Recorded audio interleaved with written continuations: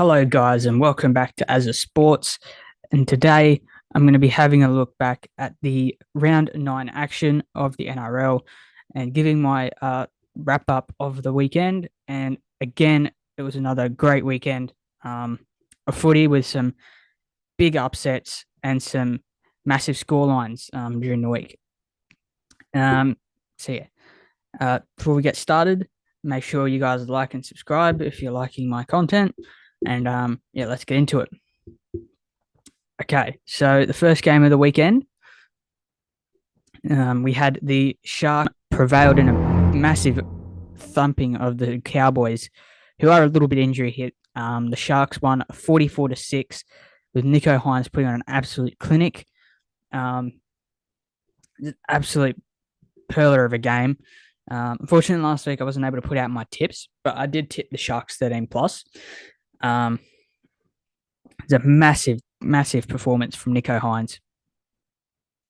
He's very likely now to surely be in that blue side somewhere for State of the Origin series. No doubt he needs to be in that squad somewhere. I think personally, I would rather start him instead of Jerome if that was me, but it's all up to Fittler, I guess. But yeah, Nico Hines needs to be in that team somewhere. And yeah, the Cowboys, I mean, they were very disappointing. It's a funny old game because it was actually 20-6 at the break. So the Cowboys scored just before halftime, and we thought, oh, this might be the Warriors situation. And at the end of the first half, their defense was very poor from the Sharks. They seem to they can put on a lot of points. We see that. I looked at the stat this morning. They're the best attacking team in the comp right now. They've scored 237 points in 9 weeks, more than the Broncos, who are on 234. So massive effort there from Sharks. They're such a great attacking team, but defensively they are also very poor, especially on that edge where Moylan defends. They just went out there and had a field day out there at the end of the first half, and they're kind of lucky it wasn't more, to be honest. They're lucky it probably wasn't like 12-20 at the break. Then it would have been an even more interesting of a game. But the Sharks just had too much of it.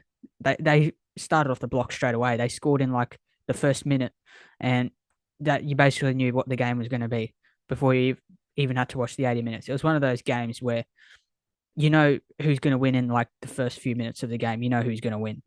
But yeah, it was an absolute clinic from Nico Hines. He also won the Paul Green medal. Absolute great honor for him to get, and he also gave it back to Paul Green's kids after the game. It's just commends what a great bloke he is. Like, he's honestly probably one of the nicest players in the game. I'd say he's an absolute legend of a player, and he deserves everything he's been getting, and he definitely deserves to debut in the Origin series sometime this year.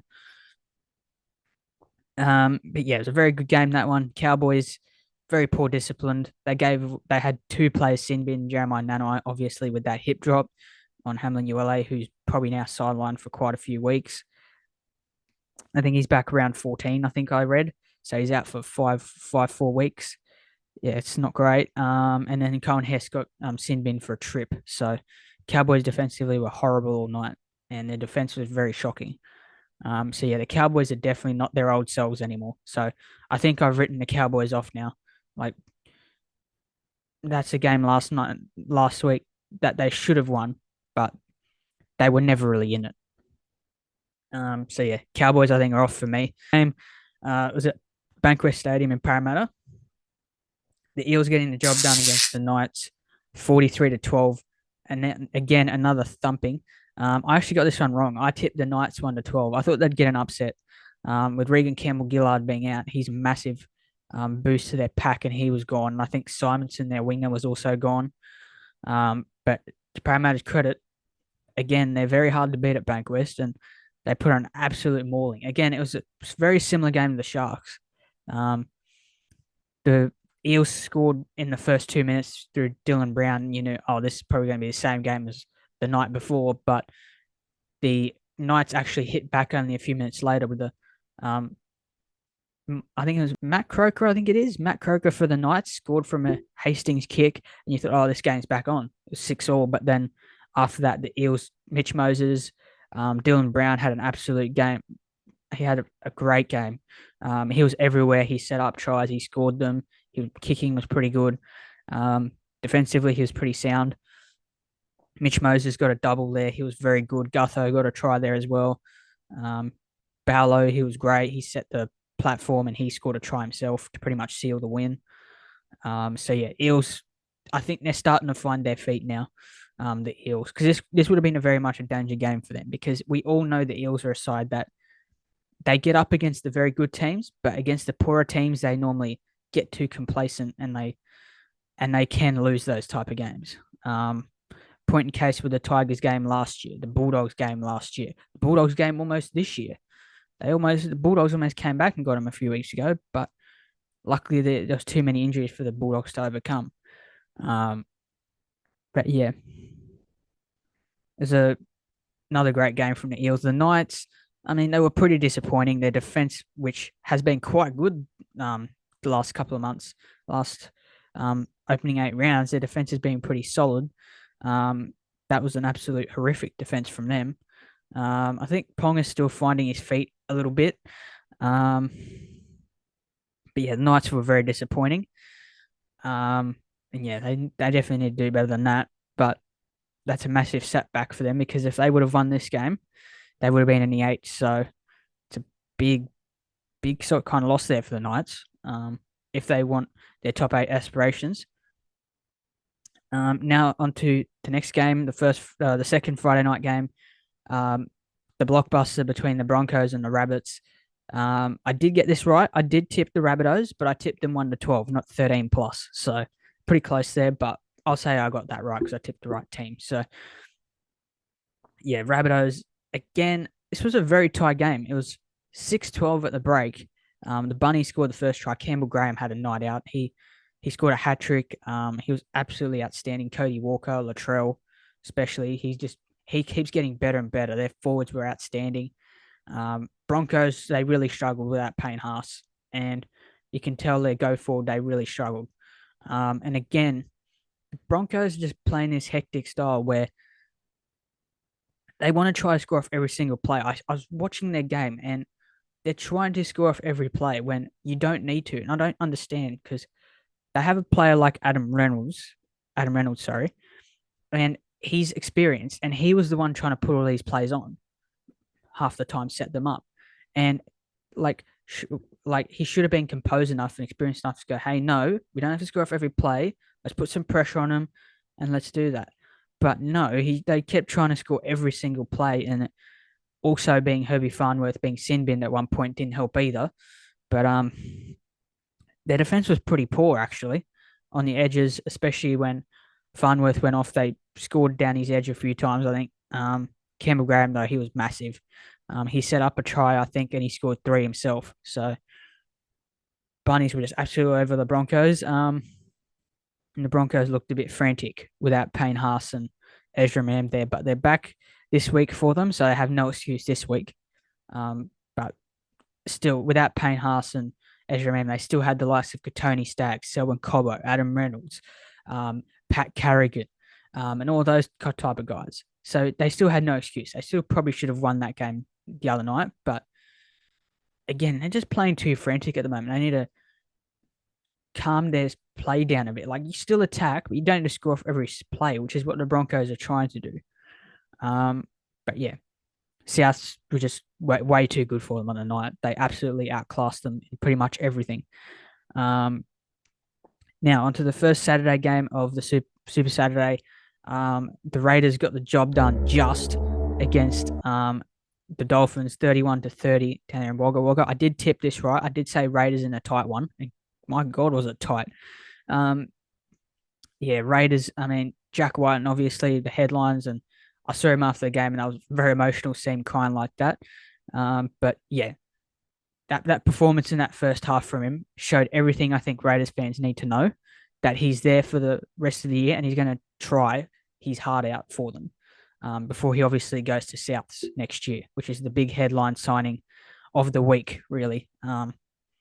So yeah, massive win there for the Raiders. I think that propels them to, I think they're now 11th or something like that. just behind my boys, the Titans, who I'll get onto next. But yeah, the Raiders got very lucky in this one. The Dolphins, the Raiders looked like they were going to blast the Dolphins off the park. It was 22-12 at the break, and you would have thought, oh no, they're going to go on with it. The Dolphins did what they did last week against my boys, the Titans, and they came back and they put it into Golden Point in a game they probably had no right to put into Golden Point, and they almost won it apart from a Jamal Fogarty field goal, which was the difference. But yeah, again, I thought Jack Whiten was outstanding. The forwards from the Raiders were very good. Um, it's good seeing Jared Croker there. He's really helped them on the edge there. They've played a lot better since he's been there. But there's still some concerns there for the Raiders. Like conceding 30 points is not ideal, and it's definitely not good. Um, but yeah, just I think the most disappointing thing for them would be letting them come back the way they did. But the Dolphins have been the comeback sort of team this year, like they did against last week against us, unfortunately. Which that wasn't great to watch as a Titans fan. It was a bit disappointing, but wasn't a one-off occurrence for us. It's happened before. But I'll get on to us in a sec. So yeah, it was a great game that one. To the next game, obviously, my boys, the Titans, got the job done, 26-12, and a quite convincing win over Manly. Now this game I can talk a lot about because I'm a Titans fan. I didn't actually get to see this game because I was at work actually, but I did see it afterwards, and I rewatched the game afterwards. And I was so impressed. Like again, the start of the game, Manly, they were on our line. They were attacking us constantly. Um, Brian Kelly held up, I think it was Jason Saab or it might have been Harper or one of the two, and he just held him up just over the line. Um, and that showed intent of what we were doing this week because last week we should have won against Dolphins, no doubt. But again, as I mentioned before, unfortunately, the Titans, we have that knack of being a first team in the second half. We don't play well, unfortunately. So that's why the Dolphins were able to come back. Because I think I'm not necessarily maybe complacency, but it might have been a little bit of complacency, but they were still trying, even last week. But it's just some frantic plays when they didn't need to happen and inexperience, but sort of stuff happens. But a little bit too much for the Titans, unfortunately, the last few years. But to see us come back like that this week, we definitely needed this win. We needed it to get our season back on track against quite a good Manly team. Yes, they did have Tom Turbo out, but they still had plenty of class players there. Manly, they were quite disappointing. And to the credit our defense, which is even more of how much of a convincing win this was, in that 10 points, Manly only scored one try, and it was only from a forward. So very good signs from our defense there to only concede one try against a team like Manly, who have been flying in the last few weeks. Although I still think there's some concerns there, but they were flying. But Tom Turbo being out did cost them a little bit, but not a lot. They still had a very good team without him. Dave Fafita, he's getting back to his 2019 form. He is frighteningly playing well. I actually saw the Dally M charts today. He's on 12 Dally M points now, so he's very close to that top 10. He's been a beast this year. He definitely, I reckon, deserves a call up to the Origin Arena, no question. The way he's played this year, he's just outstanding. Like he's actually putting a lot more effort into his footy. He's not trying to score off every play, and he's not trying to score all the time and set up these miracle plays. He's actually setting people up. Like he's set Loffy up quite a few times this year. That's a dangerous combination between them two. And talking about Lofiana Campera, he's actually extended with us until 2025, I believe it is. So that's massive news for us. He's an absolute beast too. He scored 8 tries in 9 games, so he's a beast. But I saw this coming. He's an absolute speed demon. I saw him coming. He's definitely a young gun. No questions asked about that. And he's only going to get better. So the NRL need to watch out for him because he's going to get even better than he already is. And yeah, obviously Tino, he leads the way like he always does. And then the whole team played very well, which was pleasing to see. Obviously, we had a little bit of adversity in this game too, with the same two players we had against the Cowboys just a few months ago, where Brimson again went down with another hamstring, the poor dude. And then Kieran Furin also played through a toe injury. So again, we had to play through games with people with injuries, but this time we actually won the game instead of losing, like we did against the Cowboys a few months ago. So very, very good signs from us. I was very happy with us getting the win there. And again, yeah, this was a very good win for us, and we definitely needed it to get our season back on track and get the team confident. And this team is, I'm going to call it now. I know I'm a Titans fan. This may come with bias, but I genuinely do think we're a smoky for potentially maybe a top four. I genuinely do. I know this that may seem outlandish, but we genuinely are. This team, we've seen this team. This team has a lot of strike power, and holding a team like Manly, even without Turbo and all that, they still had a very good team. They still have DCE, Ola Kawatu, Lachlan Croker, all those type, Jake Trbojevic, guys like that. To only hold them to one try, that's massive. And we've actually been pretty. We've definitely been better defensively this year than we've been in the past. And attacking wise, attack for us is not a problem. Like we can score 40 points a game if we need to. Um, our attack is not our problem. It's always been our defense. But this year we're actually getting our defense into order, slowly but surely. And this team is a very young team, and they play with confidence. And when they do, you saw it the other night. Even Dave Fafita, he kicked a torpedo during the game. That was outstanding. That was probably one of the best torpedoes I've seen a forward kick. And he kicked a torpy. It was huge too. So yeah, that was outstanding. Even Jaden Campbell, when he came on, again, Jaden Campbell, he's just an absolute beast. Titans have a massive headache on what to do with Jaden Campbell. Um, with obviously Brimson being there, I don't know where. I guess he's going to have to keep staying 14, but I really think he needs more minutes because when he's on, teams are scared of him. So, and he's a very, very dangerous player. He can break a game open any second. So, yeah, but very proud of the team. They deserved that win, and we really needed that win, not just as a fan base, but the whole club in general needed that win to get their belief back that we're still a good team. Um, and genuinely, I still believe we are, even though I know there's a lot of people out there who think we aren't. But yes, in the past, we haven't necessarily had the success we wanted, but the success has definitely been coming in the last few years. Like, okay, let's go back. So 2020, we were one game away from making the eight. That was the 2020 season where we finished ninth, and if we had one more game, we would have made the finals. 2021, we made the finals. We almost beat the Roosters of all teams in the week one. Unfortunately, it was that Patrick Herbert pass, which I'm not going to talk about. That was the difference.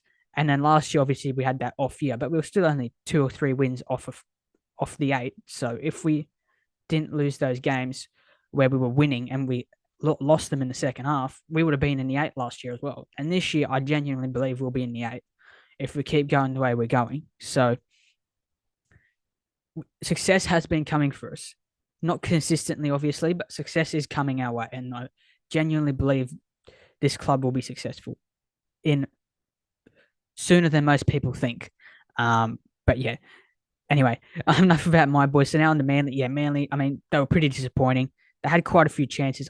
Personally, for Manly, I think their biggest mistake of the whole night was they had us under the pump. And in the 6th minute, I believe it was, after, I think it might have been the set after Brian Kelly held up Morgan Harper, they got a penalty. And instead of pressing the line like they should have, they went for a penalty goal. And I was very confused why they went for a penalty goal. So yeah, interesting why they chose the 2 instead of attacking our line, but I'll take it. Yeah, so yeah, boys too good. I did get this one right, obviously, because I'm always going to tip the boys in and back them. So I did tip Titans 1 to 12, but obviously won 13 plus. That's even better. So great to see that from us. And again, also another honorable mention is Mo Fotuaika. He's been absolutely a machine this year too. He definitely deserves an Origin call up too. Yeah, the whole team's playing a lot better. So I'm very happy to see us playing well. So yeah, we're coming for the eight, boys. All right. Next game, we had probably the biggest upset of the season thus far, to be honest. We have the Panthers being upset by the Tigers 12-8 at Bathurst. Obviously, I got this wrong. I tipped the Panthers 13 plus. I thought that was an absolute moral of a tip, but God, I was wrong. Luke Brooks, I commend him. With all the crap he's got throughout his career, that's probably the best game I've ever seen him play. He kicked two 40-20s. He set up a try with his kick. He was running when he saw something. He wasn't afraid. And he defensively was quite good too. So that's probably the best game I've seen Luke Brooks ever play. And to beat the back-to-back premiers, that was an enormous game from him. And he was pretty much the reason they won. David Clemmer also with Appy Coruscant, he absolutely tormented his old team. So yeah, that's an outstanding effort there from the Tigers, and they definitely deserved that win. I thought they were very unlucky not to win last week against Manly. Again, it was only their discipline that cost them last week, but this week they fixed it up and they were excellent against the Panthers. Panthers, yeah, they're a little disappointing, but they had plenty of opportunities. Um, Nathan Clear is pretty much over the line, but again, Jaron Buller, I think is how you say his name. He's been a revelation since he's come in. He saved a certain try for Nathan Clear that pretty much won him the game. And I'm pretty sure Sonia Tariva was almost over, but I think he saved that try as well. Tackled him and he spilt the ball just over the line. But again, it was a wet weather game, so it was horrible conditions. And I think that played a big factor as to why Penrith struggled as much as they did. Because Penrith, their style is to throw the ball around a lot. And in wet conditions, you can't really throw the ball around too much. And Penrith made a lot of errors that night. But yeah, it's a massive upset. Like honestly, the Tigers needed this so much. This may actually set their season alight, but who knows? We said the same thing last year when they upset Parramatta at Easter round, and we thought, oh, Tigers might turn their season around, but it never eventually happened. They went back into old ways, but who knows? This time they might actually turn their season around. But glad for all those Tigers fans out there. They finally get a win for their fans. So after all the chaos that's been happening in the first 8 weeks, happy that they've finally got off the board. But yeah, Panthers, I mean, they probably should have won this game, but it was just the desperation from the Tigers that proved the difference, which was outstanding to see. But yeah, brilliant game of footy in the end. Now, on to the next game. We had the first Sunday game. The Warriors getting beaten by the Roosters 14-0 over there at Mount Smart. So sorry for the background noise. You might have heard something. That's just my parents talking background. Sorry for that. So yeah, Roosters getting the job done 14-0 against the Warriors. I thought the Warriors they tried hard, no doubt about it. It was a very weird old game where it's just grinding and there wasn't a hell of a lot of attack. Most of the tries just came off short ball to the forwards or an edge forward. So, yeah, the Roosters just managed to scrap their way and they kept scrapping. But it was a very tight game for the majority of the game. And I did get this right. I did tip Roosters 1-12. Although it was 13 plus the Roosters, obviously.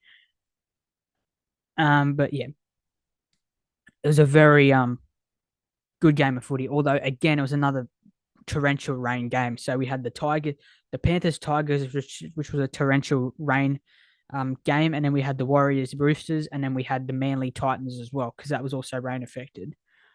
Which even shows, and back to the Titans, obviously shows another reason why I was so happy with us winning because we're a team that also loves to throw the ball around. So it's great to see us win in those conditions. But yeah, I mean, at the break, obviously, it was 8-0 to the Roosters, so they pretty much had it won at halftime. But the Warriors still kept fighting as they have all year, which is why this Warriors team is so so good to watch this year, although they have come down the last few weeks. I think injuries are starting to get them, and I think travel might be starting to hit them as well. And maybe burnout is starting to come and get them. I don't know, but they definitely look like a team that can, if they can push the Roosters and only concede 14 points to a Roosters team, they're doing something right. Roosters team that's full of guys like Manu, Tedesco, Brandon Smith, um, Stuart Lee, all those guys, then you're doing something right. Um, so yeah, it was great to see the Warriors sticking in for as long as they could, but Roosters were in the end just a little bit too good. Um, yeah, so now onto the last game of the round. We have the Dragons uh, being beaten again by the Bulldogs, getting the job done 18-16. Again, goal kicking was the difference. Unfortunately, Zach Lomax only kicked 2 from 3. So again, he's missed another goal. So unfortunately, I think now that's 3 losses they've got because he failed to kick a conversion, which in today's NRL terms is very important to get as many kicks as you can. Obviously, I'm not putting all the blame on Zach Lomax for them losing, although he did come up with some dumb plays as well, especially in the second half where he made quite a few errors when they were attacking, and obviously he missed the kick as well. Um, but yeah, other than that, so Lomax didn't actually have too bad of a game, although that kick was miss kick hurt them to even give them a chance of winning. But yeah, I mean the Dragons themselves, I just don't get the Dragons at the moment. Like they're so hard to read. One week they can be fantastic and they can put 40 on a team, and the next week they struggle to beat a side like the Bulldogs, who, to their credit, they Avarillo, he was a beast yesterday. He scored a double. His speed, outstanding. I didn't know he was that fast, but he's a very fast player. Um, and yeah, the Bulldogs, at least when the Bulldogs attacked, you can see what their game plan was. Like I was watching the Bulldogs and I saw what they were trying to do.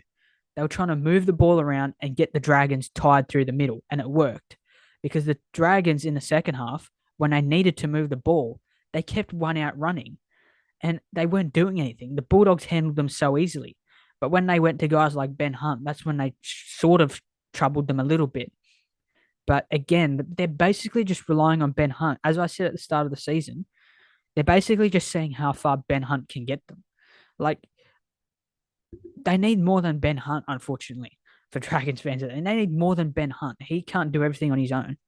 Like, what team could I use for an example? Like, um, I don't know, maybe a team like the Knights, like they're relying on Kalen Ponga to get them as far as they can. But although now they're sort of getting away from that, because now they've got guys like Jackson Hastings, Lachlan Miller, Saifidi brothers, guys like that who can help him. But before that, he was pretty much trying to do it on his own. So at this stage, the Dragons are trying to rely on Ben Hunt to do everything. And he's a hell of a player, but he can't do everything on his own. But yeah, he did try his absolute backside off again. Showed his class with a few plays, but he did miss execute a few things. But Matt Burton again, I thought the other big thing they struggled with, Matt Burton kicked so many of those towering bombs the other day, and I was watching, and there was not a Dragons player within 2 or 3 meters of him when he kicked it. They're just watching him and waiting for him to kick it. It's like they put no pressure on him whatsoever, and yeah, it's just so hard to watch the Dragons at the moment. I'm not a Dragons fan, but they're so frustrating to watch, and I'm not even a fan of theirs. Um, like they have players that you think they should have some points in them. Like Zach Lomax, he's no slouch. Ben Hunt is a very good player. Tyrell Sloan's a very exciting young player. Talatau Moan has some potential. They've got guys like Jack Bird and Jaden Stewart. Of course, he's injured at the moment, but they've got guys like Jack Bird. Blake Laurie's a pretty solid player. But I don't know. I don't know. They just had no kind of strategy. I don't know if it was the turnaround, but they can't use that as an excuse. Look at the Warriors. They pushed the Roosters, who also had a short turnaround, and the Roosters got the job done down there in New Zealand. And the Dragons they got a home game, and the Roosters had to travel to New Zealand after the Anzac. So if anything, the Dragons had the easier turnaround, and the Roosters still got the job done, but the Dragons couldn't. Um, I mean, I could tell at moments they did look flat. Like, look at the second half. I think they put all their energy into the first half, trying to blow the Bulldogs off the park. So in the second half, they could bring their energy back so they can just kind of go through the motions and finish the game. And without by winning and just by just having blown the Bulldogs off the park in the first half. But no, the Bulldogs, to be fair, this should have been even higher scoreline than it would have been getting onto the doggies now. Like Josh Reynolds, I thought he was pretty good at 5'8", although he had moments where he was almost sent off. But he had that final warning just before half time. The grub there, as his nickname, the grub. But yeah, it's great to see him back in Bulldogs colours, and they played pretty well with him there. And the Bulldogs are starting to find their feet now in attack, but they did bomb a few tries there. So this probably should have been like a 30-16 game because they bombed two certain tries with the final pass. But yeah, it was an absolute cracker of a game. Again, Dragons struggling. So the Bulldogs are starting to find their feet in attack, and they do look like a good team in attack now. But still defensively, I'm not 100% certain on the defense still yet. But yeah, I did get this right game wrong. I tipped the Dragons 1-12. I thought the injuries that the Bulldogs sustained would just be a little bit too much for the Bulldogs, but to their credit, they used that and they got the job done. They just everybody that came in stood up. Like um, they were just they played really well as a team, and yeah, Matt Burton's really good too. So I wonder now, is he going to be in Origin contention too? Because he's actually playing pretty well for the Bulldogs, and he'd be another threat on the park there, especially with his kicks. But yeah, so yeah, again, another great weekend of footy. Sorry for my upload schedule. It's been crazy the last couple of weeks because I've been having a job on weekends, so I haven't really been able to watch all the games. But I try to catch up as much as I can. Um, and yeah, also just the last few weeks with the Tuesday games and the games kind of being all over the place, it's kind of thrown off. But hopefully now I will be back into more of a rhythm um, with my uploads. So stay tuned because there'll be more videos coming. Make sure to like, subscribe, and remember, up the mighty Titans. And I'll see you with our review for Magic Round. How great's that? Unfortunately, I won't be able to go up to Magic Round, but I will review Magic Round and give my predictions for Magic Round. So I'll catch you in that one. So see you guys.